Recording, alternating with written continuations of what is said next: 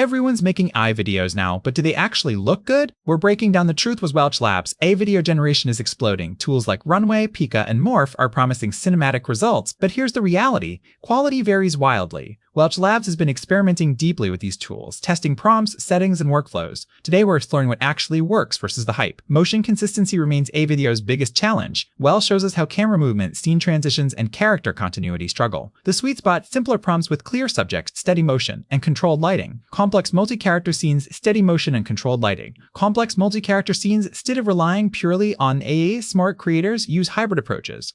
In Regis for Cleistas Whelp of start with AI-generated base footage, then refine in traditional editing software. Keyframing helps control motion. Layering multiple AI generations improves quality. This workflow isn't lazy, it's strategic, combining AI speed with human creative direction. The tech improves monthly. Better models are coming, but here's what matters now. AI video works best as a creative tool, not a replacement. Use it for concept visualization, storyboarding, and rapid prototyping. Combine it with your skills. That's where the real magic happens. Subscribe for more AI creative explorations and comment below what's your biggest challenge. With AI video tools, that's where the real magic